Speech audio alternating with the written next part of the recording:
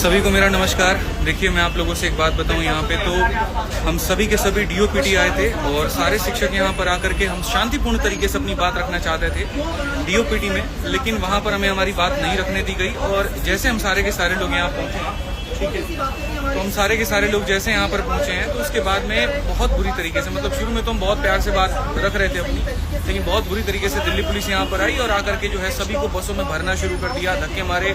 हमारे प्रशांत सर जो है एक बहुत जोर का उनको थप्पड़ मारा गाल पे, जिसके चलते उनका गाल जो है वो लाल हो गया। और शायद एक टीचर है जिनका हाथ भी टूटा है यहाँ पे, संजीव सर हैं यहाँ पे, और बाकी सभी शिक्षक हैं, सबको अलग अलग बसों में भरा गया है। ठीक है, कुछ टीचर्स एक बस में हैं जिसमें विक्रमजीत सर भी हैं, बाकी लोग हैं। मैं एक बस में हूँ यहाँ पे, हमारे साथ भी और भी टीचर्स हैं जिन्हें आप देख सकते हैं, साहिल सर भी हैं यहाँ पे, और यहाँ पे एसके झा सर भी हैं, और ये सारे हमारे साथ में स्टूडेंट भी हैं। देखो, मेरा सवाल है ना सरकार से सिर्फ इतना सा है कि यार आप इस बात को समझो। आप या तो ये कह दो कि हम भर्ती नहीं निकालेंगे, ठीक है, तो एक बच्चा होप छोड़ देगा, नहीं करेगा तैयारी हो। लेकिन आप जब ये आश्वासन उसको देते हैं कि देखो हम तुम्हें सरकारी नौकरी देंगे वहाँ पे, तभी तो वो तैयारी करता है, तभी तो हम तैयारी कराते हैं। हमें क्या जरूरत है अपनी कमर तोड़ने की? हमें क्या जरूरत है बच्चे को अपनी कमर तोड़ने की? यार वो इतनी मेहनत क्यों कर रहा है? क्योंकि उसको वो एक अधिकार मिला है और जिसके तहत वो तैयारी कर रहा है। आज इतना बुरा हो रहा है बच्चों के साथ में। मतलब पहली बात तो एडमिट कार्ड नहीं आ रहा है, बच्चा सेंटर पे पेपर देने जा रहा है तो पेपर रद्द हो जा रहा है, नकलें हो रही हैं, कहीं पर कोई ट्रांसपेरेंसी नहीं है। कोई बात नहीं है, कहीं पर कोई ट्रांसपेरेंसी नहीं है। अब ऐसे कैसे रहेगा आदमी? आप ये बताइए। हमारे ऊपर तुम 100 केस कर लो, फर्क नहीं पड़ता, हम उतना लड़ लेंगे, वकील रख लेंगे, हम परेशान हो जाएंगे। बच्चों के साथ में तो अन्याय ना हो ना, कम से कम आप उसे तो आश्वासन दो। एडिक्विटी जैसा घटिया एक वेंडर है, उसको सरकार सपोर्ट कर रही है, किस भी आप पे सपोर्ट कर रही है।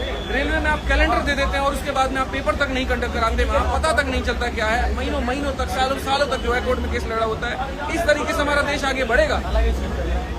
शिक्षक है ये सारे के सारे, इनके ऊपर में हाथ उठाया जा रहा है, तो बच्चों के साथ में क्या होता होगा? मैं तो इस बात की कल्पना भी नहीं कर पा रहा हूँ। इस तरीके से हम कभी भी बड़ी अर्थव्यवस्था नहीं बढ़ने वाली, इस तरीके से कभी विकसित नहीं होने वाले। 1.5 घंटे से इस बस में घुमाया जा रहा है, 1.5 घंटे से इस बस में घुमाया जा रहा है और ये तक नहीं बताया जा रहा कि कहाँ लेके जाएंगे, कहाँ पर छोड़ेंगे, क्या होगा। सारे शिक्षक परेशान के साथ में बच्चे रो रहे हैं वहाँ पे बैठ कर, आप देख सकते हैं। सारे टीचर्स हैं यहाँ पे, नहीं करा सकते, दम नहीं है तुम्हारे अंदर में तो बंद कर दो, बंद कर दो, बात खत्म यहाँ पे।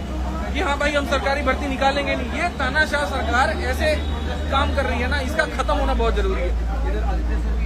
एक तानाशाही कर रहे हैं टीचर्स पर, ये पूरा तानाशाही है। अरे सर, चाइना की तरह तानाशाही करके देश को विकसित भी कर दे तो दुख नहीं होगा। ये तानाशाही करके अपने आप को बड़ा करे और यहाँ पर जो है बच्चों को छोटा करे, तो ये संभव नहीं है। आप इस बात को समझिए। आज मैं सभी देश के युवाओं से एक ही बात कहना चाहता हूँ यहाँ पर कि तुम